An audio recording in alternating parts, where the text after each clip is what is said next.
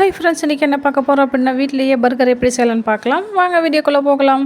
நான் வந்துட்டு இன்றைக்கி 5 பன் எடுத்திருக்கேன். பன்னு வந்துட்டு 2ஆக கட் பண்ணிவிட்டு பட்டர் வந்துட்டு பன்னு மேலே அப்ளை பண்ணிவிட்டு தோசைக்கல்லில் போட்டு சூடு பண்ணி எடுத்து வச்சுக்கிடலாம். அடுத்து வந்துட்டு மயோனஸ் சாஸ் தான் ரெடி பண்ண போகிறோம். இப்போ வந்துட்டு ஒயிட் தனியாக எல்லோ தனியாக பிரித்து எடுத்துக்கிடலாம். நான் வந்துட்டு 4 முட்டையில் எல்லோ தனியாக ஒயிட் தனியாக பிரித்து எடுத்து வச்சுக்கிட்டேன். எல்லோ தனியாக எடுத்து வச்சுருக்கோம் பார்த்தீங்களா, அதுவுமே நம்மளுக்கு யூஸ் ஆகும். அது தனியாக வச்சுக்கிடலாம். இப்போ வந்துட்டு ஒயிட்டு எடுத்து மிக்ஸி பவுலில் மாற்றிக்கிடலாம். 2 பெப்பர் ஆட் பண்ணிக்கலாம், 1 பல் பூண்டு ஆட் பண்ணிக்கிடலாம், 1/2 ஸ்பூன் அளவுக்கு சுகர் ஆட் பண்ணிக்கிடலாம். இது வந்துட்டு ஒயிட் எடுத்து நல்லா சரியாக தெரியல, சில்வரில் பாருங்கள் நல்லா தெரியும். அந்தளவுக்கு சுகர் போதுமானது. எல்லாத்தையும் போட்டு மிக்ஸி பவுலில் போட்டுட்டு ஒரு ஓட்டு ஓட்டிக்கிடலாம். அதுக்கப்புறமேட்டுக்கு எண்ணெயை கொஞ்சமாக ஊற்றிட்டு ஒரு ஓட்டு ஓட்டிக்கிடலாம். எண்ணெயை ஆட் பண்ணிவிட்டு ஒரு 2 நிமிஷம் போல் ஓட்டிட்டு ஆஃப் பண்ணிடலாம். இப்போ வந்துட்டு கலர் நல்லாவே மாறி இருக்குது. ஒயிட் கலரில் ஒரு 10லேருந்து 20 செகண்டுக்கு ஒரு ஓட்டு ஓட்டிக்கிடலாம். எண்ணெயை ஆட் பண்ணிவிட்டு ஒரு ஓட்டு ஓட்டிக்கிடலாம். ஒரு பிஞ்சு உப்பு போட்டு இன்னும் கொஞ்சம் எண்ணெயை ஆட் பண்ணி ஒரு 10லேருந்து 20 செகண்டுக்கு ஒரு ஓட்டு ஓட்டிக்கிடலாம். இது போலவே 4-5 டைமுக்கு எண்ணெய் ஊற்றி ஓட்டிக்கிட்டோம் அப்படின்னா நல்லா க்ரீமியாக வந்துடும். இங்கே பாருங்கள், பாதி திக்னஸ்க்கு வந்துடுச்சு. இன்னும் ஒரு 2 டைம் நம்ம எண்ணெயை ஊற்றி அதுபோல் மிக்சியில் ஒரு ஓட்டு ஓட்டி எடுத்துக்கிட்டோம் அப்படின்னா நல்லா சூப்பரான மயோனஸ் சாஸ் வந்துட்டு நம்மளுக்கு ரெடி ஆகிடும். மயோனஸ் சாஸ் வந்துட்டு வீட்லேயே சூப்பராக ரெடி பண்ணியாச்சு. இப்போது ரெடி ஆகிடுச்சு. ஒரு பவுலுக்கு மாற்றிக்கிடலாம். மாற்றினதுக்கு அப்புறம் இந்த அளவுக்கு குவான்டிட்டி தான் வந்தது. 4 முட்டையில் இந்த அளவுக்கு தான் வந்தது. உங்களுக்கு எவ்வளோ தேவைப்படுதோ அந்த அளவுக்கு நீங்கள் வந்து மயோனஸ் வந்துட்டு வீட்லேயே செஞ்சுக்கிடலாம், ஈஸியாக செஞ்சுக்கிடலாம். அப்புறம் வந்துட்டு நான் ஒரு கேப்சிகமை எடுத்து பீஸாக கட் பண்ணி எடுத்து வச்சுக்கிடறேன். குழந்தைங்க வந்துட்டு கேப்சிகமை அப்படியே வச்சா சாப்பிட மாட்டாங்க. அதனால் நான் தோசைக்கல்லில் வச்சு ஒரு நிமிஷம் போல் பாயில் பண்ணி எடுத்து வச்சுக்கிறேன். உங்களுக்கு விருப்பமாக இருந்தால் நீங்கள் வந்து பாயில் பண்ண தேவையில்லை, பீஸாவில் அப்படியே வச்சுக்கிடலாம். இப்போ வந்துட்டு 1 நிமிஷம் போல் இந்த பக்கமும் அந்த பக்கமும் திருப்பி போட்டுட்டு எடுத்து வச்சுக்கிடலாம்.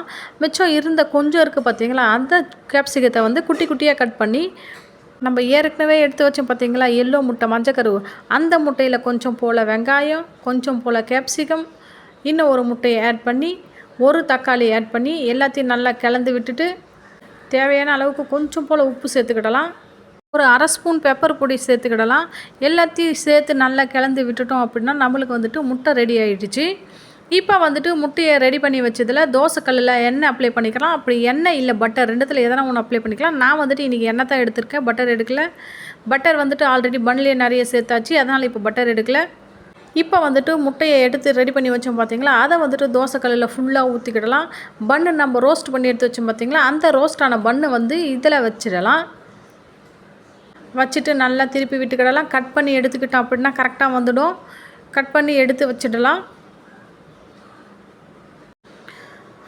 கட் பண்ணி பிரித்து கட் பண்ணி உடனே எவ்வளோ சூப்பராக வந்துச்சு பாருங்கள். இது போல் கட் பண்ணி எடுத்து வச்சுக்கிடலாம். இப்போ இதுவும் ரெடி ஆகிடுச்சு. நாம் வந்துட்டு இன்றைக்கி 5 பன்னு செய்யறதுன்றதுனால இன்னும் கொஞ்சம் இருக்கிற முட்டையை ஃபுல்லாக ஊற்றிக்கிட்டு திரும்பவும் அதே போல் பன்னை போட்டு நல்லா வெந்ததுக்கு அப்புறம் கட் பண்ணி விட்டுக்கிடலாம். கட் பண்ணி விட்டுக்கிட்டு எடுத்து ஒரு பாத்திரத்துக்கு மாற்றிக்கிடலாம். இப்போ வந்துட்டு நம்மளுக்கு பீஸா செய்ய பன்னு வந்துட்டு ரெடி ஆகிடுச்சு. ஃபுல்லாக குவான்டிட்டி வந்துட்டு இவ்வளோ தான் நான் எடுத்திருக்கேன். இந்த அளவுக்கு வந்து ரெடி பண்ணி எடுத்து வச்சாச்சு. இப்போ வந்துட்டு பீஸா ரெடி பண்ணிடலாம்.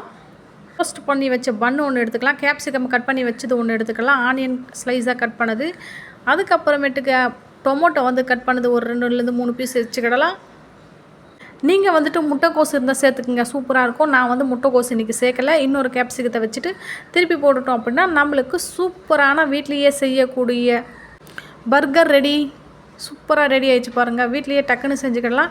இப்போ நாம் மயோனஸ் சாஸ் ரெடி பண்ணி வச்சு எடுத்து வச்சோம் பார்த்தீங்களா, அந்த சாஸை வந்துட்டு பர்கர் மேலே கொஞ்சம் கொஞ்சம் வச்சுட்டு நம்ம குழந்தைங்களுக்கும் வீட்டில் எல்லாேருக்கும் கொடுத்துட்டு சாப்பிட்டோம் அப்படின்னா இதை விட சந்தோஷம் நம்மளுக்கு வேறு என்னங்க இருக்க போகுது. சூப்பராக இருக்குது. ட்ரை பண்ணி பாருங்கள். வீட்லேயே டக்குன்னு நம்ம செஞ்சு முடிச்சிடலாம். இந்த வீடியோ உங்களுக்கு பிடிச்சிருந்தா லைக் பண்ணுங்கள், ஷேர் பண்ணுங்கள், கமெண்ட் பண்ணுங்கள், சப்ஸ்கிரைப் பண்ணுங்கள். தேங்க்யூ.